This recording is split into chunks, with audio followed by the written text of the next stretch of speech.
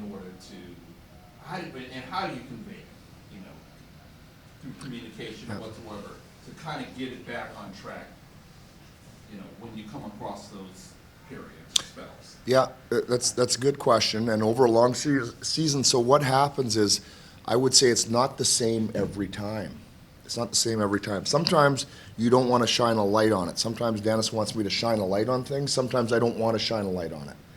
Sometimes you have to shine a light on it. If you shine a light on it every time, I think sometimes you can make it brighter and burn more. If you don't address it sometimes, then that becomes a problem. So I think the answer is there's no good answer. We talk about it as a staff. We try to see clearly what the issues are. Is it energy? Is it detail? Is it lack of execution? And try to respond to that rather than just to see it as a blanket, we're not playing well, let's give them crap. Or sometimes it's, we're getting decent results, but we don't like this, let's give them crap. So there's no real one answer. It's the creative part of coaching, I think, and I think the players, I think if the players know what to expect every time, then you become, I mean, I guess you want to be somewhat predictable, but you become, I think they might tune you out sometimes. So we try to look at it from different perspectives and take a different tact at different times. Not to reduce it to being so simplistic, is pushing the right buttons at the right times or the right moments. You're always trying to do that. Yeah, you're always trying to do that, whether you're winning or not. So sometimes you're winning, and if you just look at the results, you say, well, you're winning, everything's good. But sometimes it's not good under the surface. So you have to decide at this time in the season, based on these circumstances, what is the right button. Maybe it's no button. Maybe you just leave it. So yeah, I think that's a big part of coaching. That's a big part of the job, is trying to manage the season, the ups and downs of the team and the individual players within that. And sometimes you get a good result and you think you did it right, and sometimes you get a bad result and you think we should have done it differently. And there's no one answer.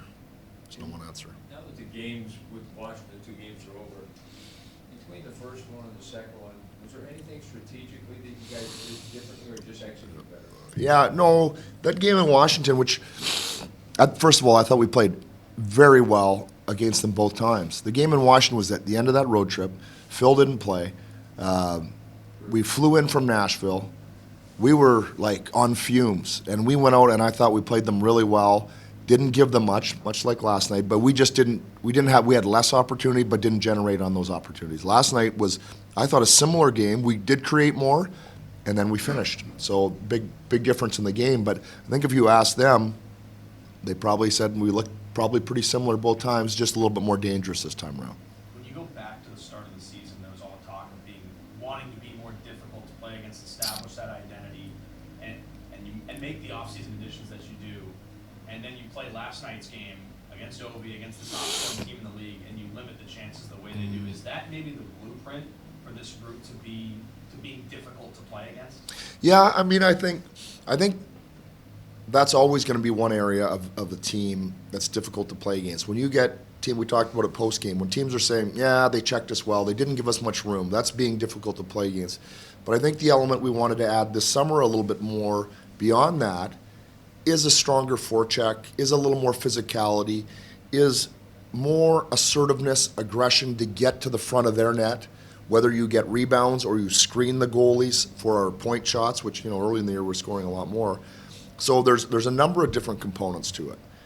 The checking part will always be one, but I think, the physicality, Washington is a big, strong team. I don't think that teams historically have thought that, hey, watch out, LA might be bumping, they might be going hard to the net, they might be finishing you on the forecheck. You understood that they were going to probably check you pretty hard, but there wouldn't be a real tenacious physical element to it. And I think we've added that part this year. That makes us a little bit harder to play against. Is this team better than last year's team? It's hard to compare. Really is hard to compare. I will say this about this year's team: we're more balanced. I think we're more balanced, whatever that means. Yeah, we're just more balanced. I don't want to compare too much, but Well, we're a little ways out, still a little ways out, but would you say that the roster do you feel you're more playoff ready? If you were to start, game one tomorrow, tomorrow, yeah. you feel like you'd have a more playoff ready? I don't know. I think the elements with the additions and maybe more of an emphasis or more of a focus on doing the things that we just talked about to Josh's question, I think that you'd hope that those are the things that are playoff type attributes. So are we closer to that this year than we were yesterday? I would say that. I think we have more of those attributes this year than we did last year. More consistently, at least. Can you go through a general checklist of a solid breakup? Yeah, well, I mean, yes, I will. I'll take you back to last night's game. So, important part for breakouts, obviously, the defenseman has to get back on the puck quick. Partner has to stand up to get them to dump it in. So it's usually not the partner that's confronting the puck. It's usually his partner who's going back on the puck. So that's a part of it. You have to have good gap and be up. Or else, if you're back, you don't break out because they skated in.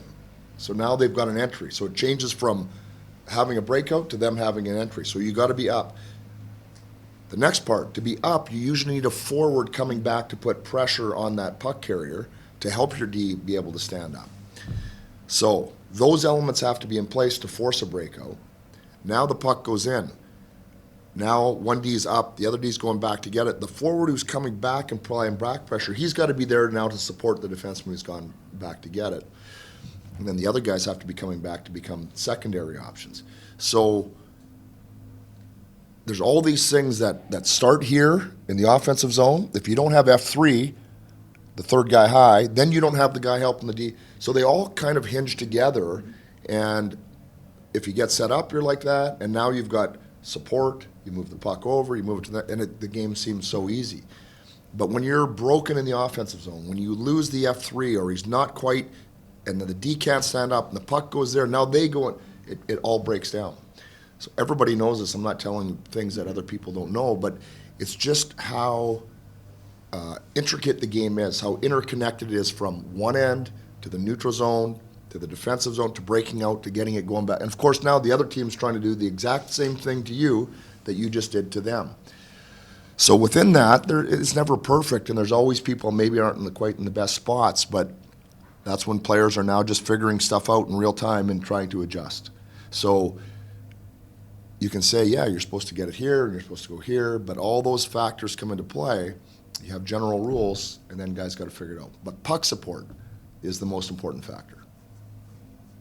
Can I ask you? Long answer, but hopefully it made some sense. The difference between the last 4 games and the previous 5, if there's areas in those previous 5 that you identified that you feel that you corrected or? Yeah, I think we like you do over 82 games. I think we came off our game a little bit. We were playing at a high level through February, and you just dip a little bit without even knowing. You're playing well, you get comfortable, and you dip. And other teams, we caught Dallas and St. Louis, playing extremely well, and now they're a level higher than you. I think all we did was identify that and then just get us back up, not from a 9 to a 3, but maybe a 9 to a 7.5, and 7.5 wasn't good enough. We had to get back up to 9 again, and I think that's what we've done. I think we've got ourselves back up to our level, and at some point, we're going to fall off it again. I just know it. That's just how it works. So we'll have to be on guard for it when it happens. Jim, it's been 4 games with Andre in the lineup. He hasn't had a point yet, but certainly made somewhat of an impact at least Yeah. on the ice in certain situations. What do you see out of his game? How's he kind of acclimating, I guess, to the team? Yeah, I mean, I hope for his sake he gets a point soon, because I think, everybody wants to get a point. He's an offensive player. You get the zeros off. For us, he's made a number of really good plays. He could have points, so that's not necessarily anything we're concerned with. But I know as an individual, you just want that. I think it's pretty clear on our power play. There's a threat there that hasn't been there all year. You saw the play from him to Kopi to Juice, and all of a sudden, there's 2 passes and Juice is on a one-timer again, which we haven't seen a lot of this year. I think he's had more opportunities to shoot that he's passed up. Something we've been talking to him about. We don't want to overload him with information, but I think after this sample of games, we can say, looks like he probably could shoot more than he does. And but I think there's some chemistry that he's working through. A practice like today where a lot of rushes, a lot of 3-on-2s, him and Kopi can Juice. Okay, Juice likes to do this, and you got a better feel for each other. But he fits there. He fits there. He's got to get a good run there, and we got to make that work somehow. For the 2 forwards that are out, Keel and Trevor, is it the same conversation you have with them about not playing? And is it easier to have that conversation with Trevor because he's had his moment in the sun and Keel's trying to break through? Yeah. No, it's different. It's different for both of them, but not an easy conversation with Trevor because you don't have the career that he's had by accepting that you're just somebody who can sit on the sidelines. You're a fighter. You're a competitor. We've talked a lot about Trevor this year. His teammates have talked about him. He is a competitor. He has a will. And you never accept, especially when you're not, you don't accept that you're not in the lineup.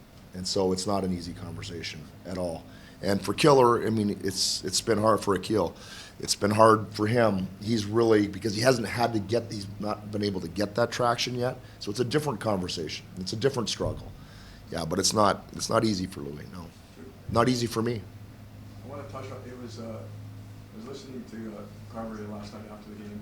He brought up a favorite topic, expected goals. He said they were .79, like under 1.